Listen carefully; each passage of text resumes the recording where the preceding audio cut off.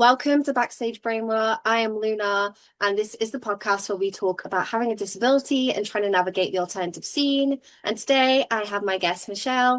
Could you tell me a bit about yourself, your disability, and how you came into the alternative scene? I'm Michelle. I'm 34 years old and I'm from Manchester. I have hypermobile Ehlers loss, which I was diagnosed with like around 10 years ago now. And I was diagnosed with it because my mum, after having a rupture in her leg, was diagnosed with vascular Ehlers loss, which is actually the really rare type. So me and my brother were tested for that. We didn't have that, thank God. But we did both have the hypermobile type. And I've also got anxiety, autism and depression, just a full list. But yeah, so when I was diagnosed with it all that time ago, nobody had heard of it at all. But it's completely different to what it is now. Like, it's changed massively.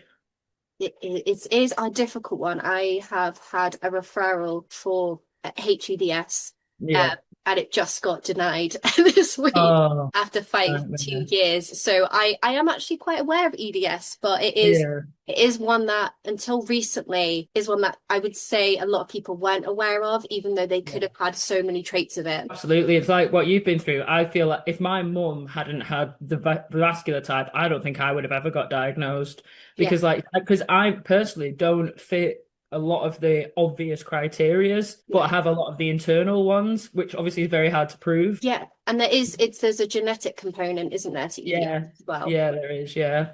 So Um, I would assume that would be easier to diagnose as well. Yeah, because it's like with the vascular one of that, you can actually do a test. Like, I don't know if it's a blood test or what, but that's how they can definitely confirm that one. Whereas the hypermobile one is obviously an assessment. But yeah, when we saw a doctor, but when she said it to us, we might as well been in a different language. We were like, what? I feel like there definitely should be more education on certain medical conditions because I feel like a lot more people would be diagnosed with things Yeah, instead of just thinking, absolutely. here's my list of traits. Can you help me figure out which disorder it is? Yeah. It's like with my mum, she was in her 40s, and it wasn't until she had like a dangerous thing happen to her. She had a rupture in her leg when she got diagnosed. And she only got diagnosed because her usual doctor she'd been seeing for years was doing the rounds with another doctor that she'd never met. And that other doctor knew about EDS. And he said, looked to my mum and was like looking at her hands and looking at her face because it's a syndrome. So you have a certain look. And the other doctor was like, it's in her leg. And then he was the one that said, get her tested for Ehlers-Danlos. And that's where it all started. So if that one doctor hadn't come that day, it might have never happened. It is insane how quickly Yeah. things can change. So because you do have an invisible disability, what would you say is the physical struggles that you suffer with that, the crowds and venue staff would never notice? So the main component I have is the constant joint pain, which people can't see, and as well when it's something you're used to. Like growing up, me, my mum, my brother all had Ehlers-Danlos, so the level of pain you're in daily is normal to us. You don't realize until you speak to other people that that's not something people deal with every day. I also have it's given me flat feet, which creates everything to turn in. So my knees and my hips are all out of line, which causes constant pain. So I've always have to wear like insoles and things, and I walk with my feet slightly turned inwards because everything's just off rotation. So like I'm always it sounds stupid, but every time I walk, I have to think about it. You don't really because I'm constantly trying to straighten out my feet because that helps. But then to me, straight feet feels like I'm walking like this. It's very strange. Yeah. And then, yes, I struggle a lot with chronic fatigue. That is one of the biggest things I battle. And so having these big days out, queuing, being in crowds, social battery level and everything, I find it really hard.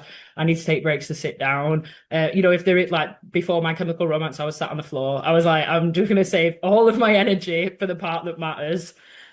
Also heat regulation. I'm known for being a freezing cold person, but then when it gets too hot, I can go lightheaded and pass out. Like there's just no Yeah. in between. Like yeah, so that's always a struggle. Another thing that I don't think a lot of people know about is your voice when it comes with Ehlers-Danlos. So my mum couldn't shout ever. My voice is quite deep, and this has happened over the years because if I ever shout or anything, my voice cuts out immediately.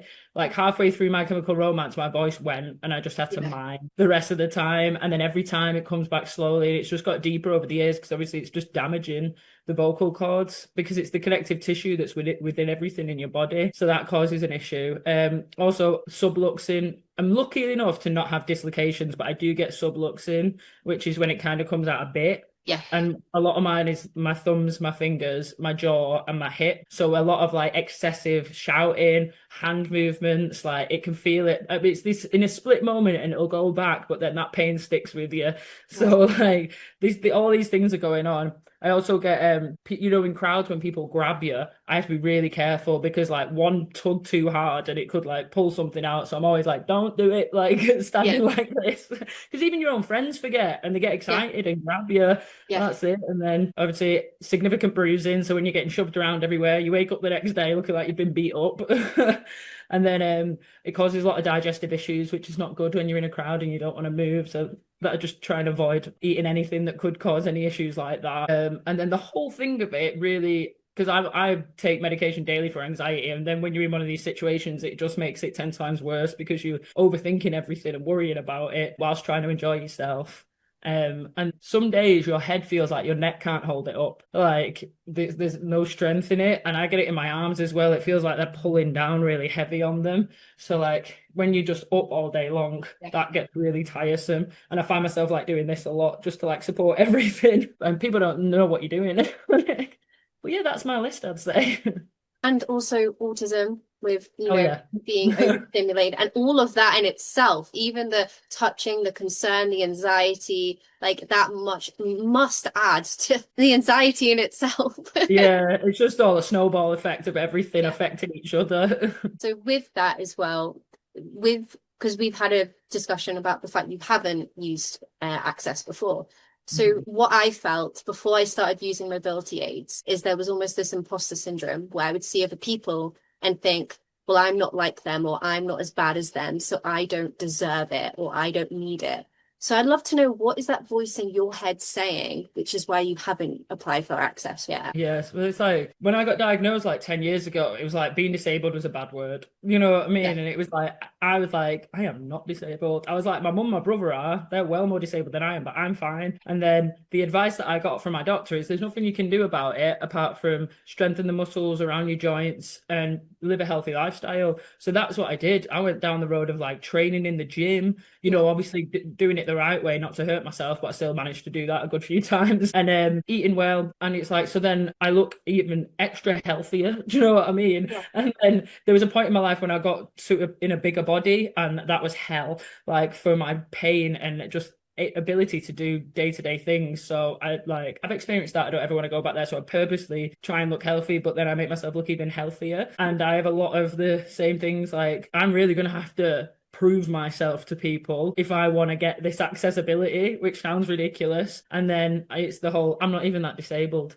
Like, look at these people, like they're well more disabled than me. And I feel like these negative thoughts that other people have, I'm allowing myself to have as well. So it's like, if I'm telling myself this, then I'm never going to be able to convince anybody else. It's mad. And then yeah, it's the same with, you see people with AIDS and stuff. I'm like, oh, they need it more than me, and like all these things. And then it gives me that worry if people will want proof. And like, I have an internal invisible disability. I have no way of proving it to you apart from carrying around my diagnosis letter with me. Like, that's it. Yeah. I think it's a difficult one. So for me, I spent years and years refusing, and I had my partner at the time telling me, you need this. I was like, no, I don't. And yet I'd literally be holding on to anything, being like, no, because they need it more. And then my consultant ended up telling me, like, you are damaging your joints because you're refusing support. And it just sat with me, and I'm like, you're right there. Yeah. I kind of need this walking stick is allowing me to continue to do the things that I love. But it's that thought in your head when you're thinking, but I don't want that. I don't want people to just see that, because you do see how people can look at you, and it's a different look. And you, like, when I'm in my wheelchair, I always say how people look at you. They can pretend you don't exist. They look at you and just give you that look of, oh, yeah, the pity head. Oh. Yeah, you don't want either of that. You just want to be looked as a person. So I definitely understand that voice of thinking, I don't want to apply because what will people say? And I don't look like I need it, but it can be so helpful. And I think a lot of it's with me as well. It's like kind of swallowing your pride and being like, it's okay to ask for help.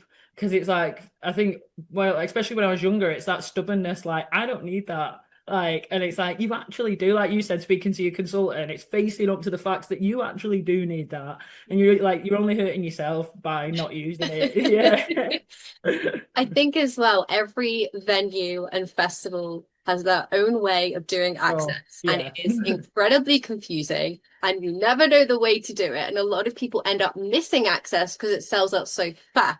So, does the knowledge that it is such a confusing system kind of make you want to avoid attempting it? Yes, because it's like I did question it when I went to download last year, but like I was too late. But I had a look into it anyway, and I was reading through it all and like getting it's like the Nimbus card and Yeah, everything. And I opened it up and I was like, oh, I'm gonna be here for like a week filling all this out. I was like, felt like I was filling out a PIP assessment form, like yeah. having to like fill all this detail, and I was like, immediately, what my brain does is go, no, like, and it just makes me shut down. And now I keep saying to myself, I'm going to do it before next year. But I'm like, oh, the thought of going through all of that. And that's only one place. Do you know what Yeah. I mean? Then trying to figure out, even if you go into a smaller venue, how you even get to it. Like, it's not normally very easy on websites to find.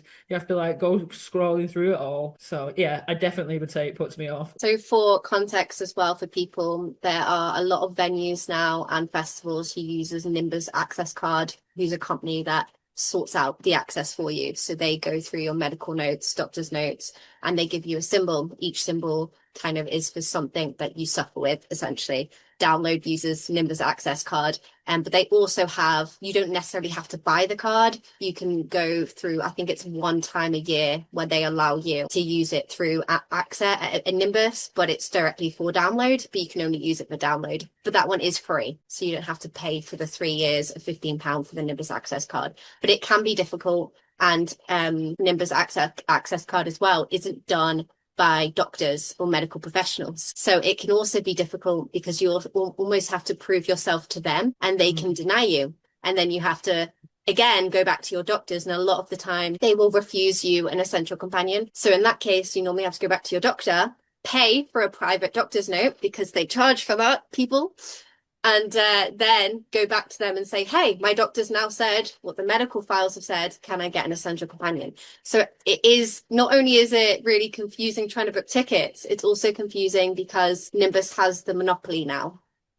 So if anyone isn't aware, that is something that you guys should look into. And it's something that I get frustrated at because I don't think any company should have the monopoly. No. And it's ludicrous that any part of that you should have to pay for. Yeah. Like, why? Yeah. These are people that need help and access. Why are you having to pay for that? It's not a luxury, it's a need. And with every venue doing it differently, some you need PIP, some you need Blue Badge. One of my local venues now have decided they're not accepting access, they're only accepting blue badges, but not everyone has a blue badge. No. So it can be, again, so difficult. So my next question is there a fear of what might happen if you do actually get access? Because like we've talked about, if people were to say something to you or security or other fans or other disabled people. Absolutely, because like I say, if you saw me walking down the street, you would never think I was disabled. Yeah. Someone will write in the comments now, yeah, you are.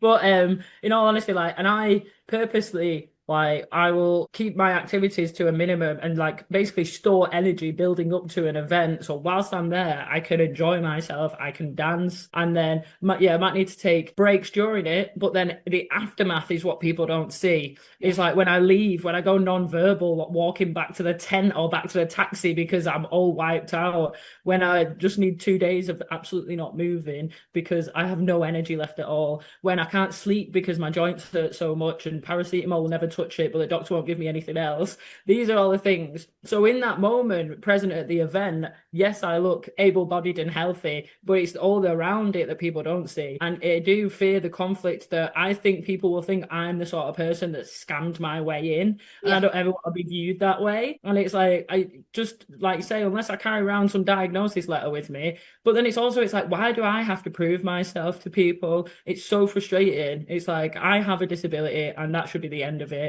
It shouldn't need any more than that. But there is definitely a fear of, like, say, security or because a lot of security as well, like they are not trained on these things at all. They don't know what they're talking about, and it just depends who you get, because not everyone's the nicest person. Yeah.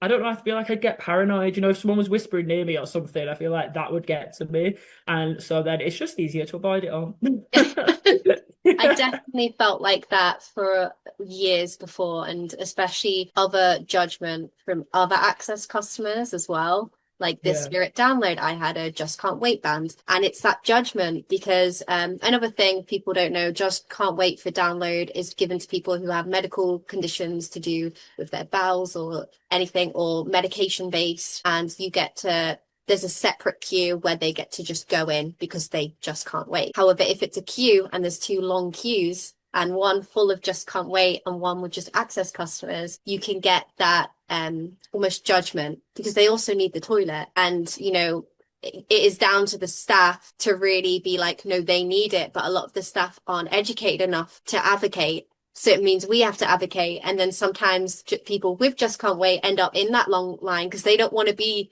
the person to jump the queue and get that hate. So it can work with other access customers as well, where you don't just fear able-bodied people, judging, but you also have other people judging who you hope wouldn't because they're in the disabled community as well. Right? None of us want confrontation. We're always at these things to enjoy ourselves. So the last thing you want is to be getting in it with another customer. So like you say, people just get in other queues to save themselves from it. And like you said as well, with no one sees the aftermath. You can see a video on social media, but you put the best out on social media because that's what we all do. But you don't see the times that you go back to your tent to decompress, or you're in the sensory areas, or for me, I had my ear defenders on and I just went non-verbal for a while and then apologized to my friends afterwards. But I needed that time, and no one sees that.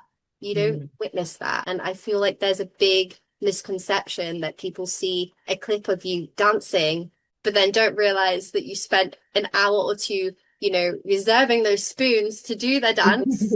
And the next you're just sitting down on the floor or stool or chair, and you're thinking, should I have done that? Maybe not. Boots are now hurting. They're cracking. Yeah. It's like the whole Sunday of download for me was sat down.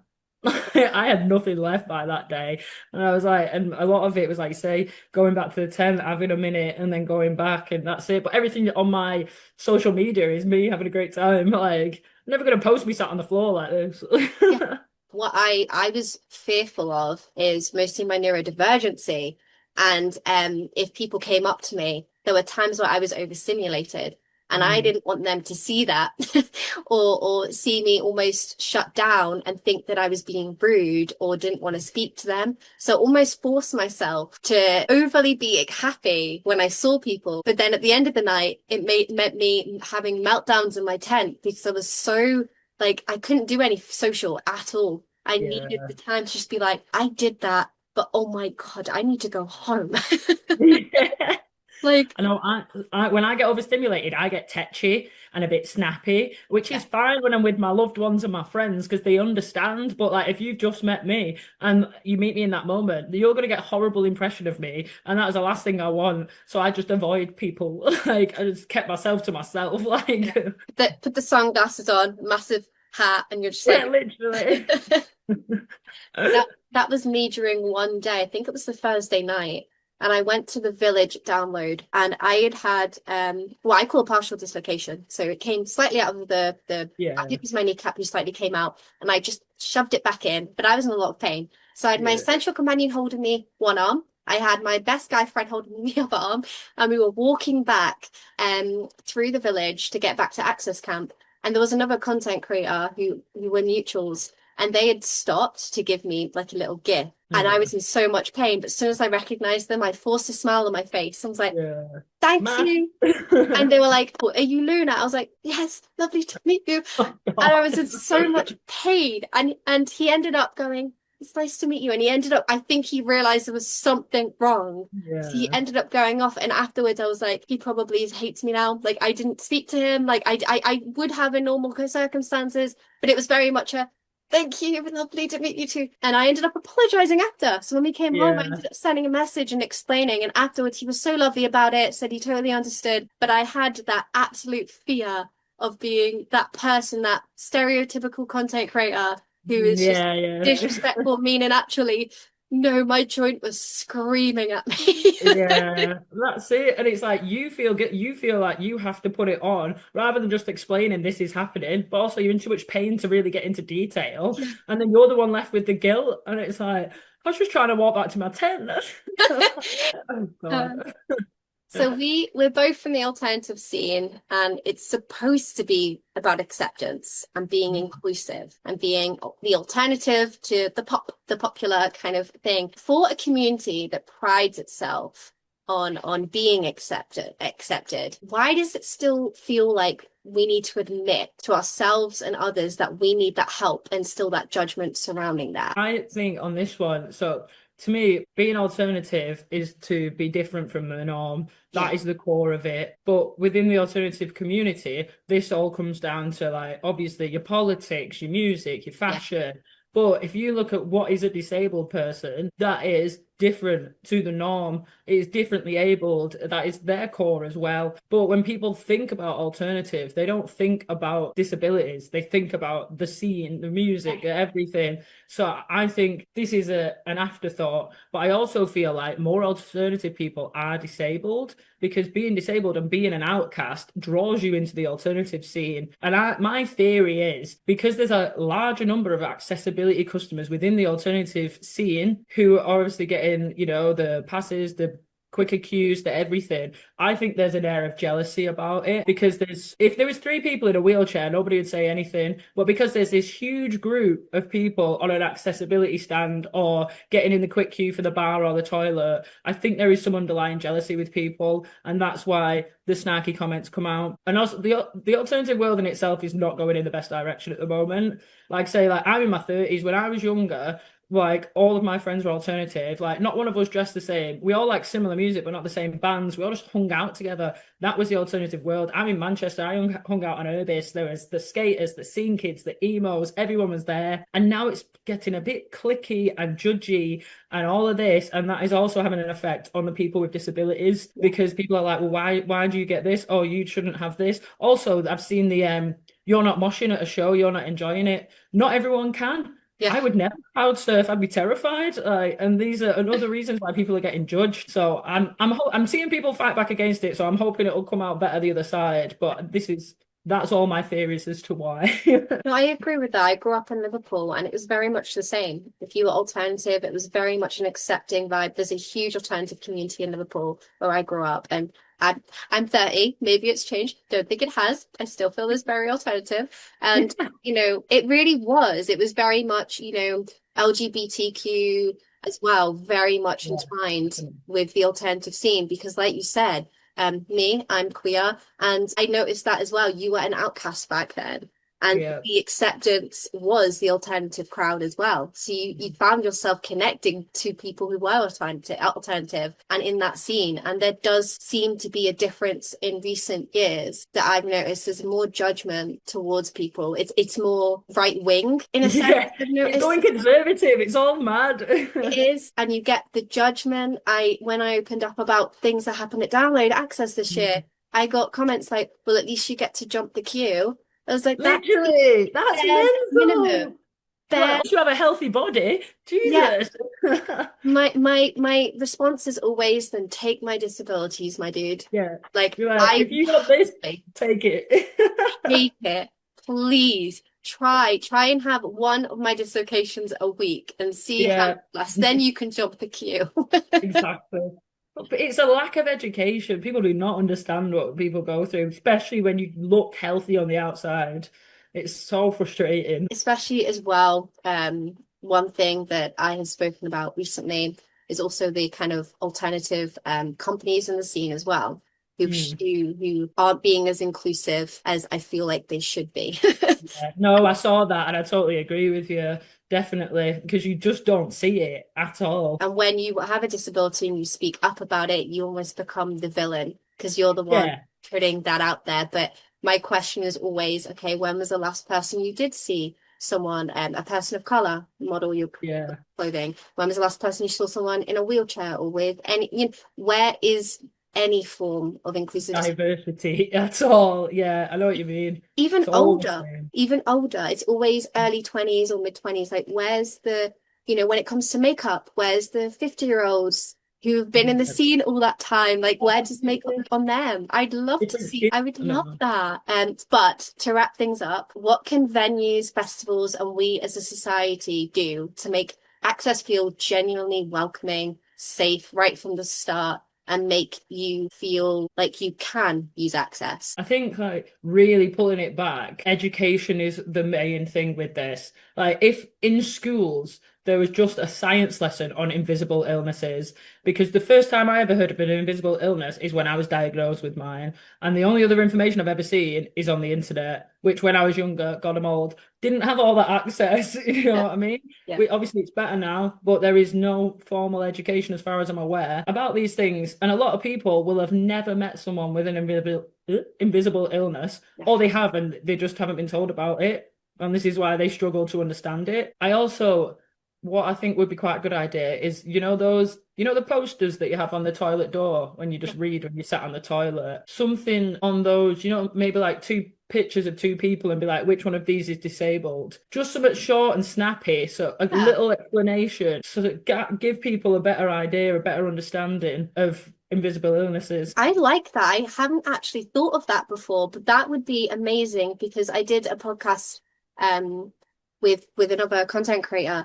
and he mentioned that he had never heard of the Just Can't Wait bans, and he said, Mhm. wouldn't it make sense if there were posters on for other kind of download customers to say this is what Just Can't Wait bans are? Yeah, And I think absolutely. that's important, but having a kind of posters that was like two people, which one that would be really helpful. Yeah, and it's like we're all going to the toilet constantly at festivals. You're always reading the posters that are up there. I think that is a perfect spot to just put things like that. Quick bit of information gives you a better understanding, and it hopefully makes people stop judging others. I love that. And I think that's a perfect way to wrap this up. Thank you so much for being an Uh, amazing guest, Michelle. thanks for having me. I loved it.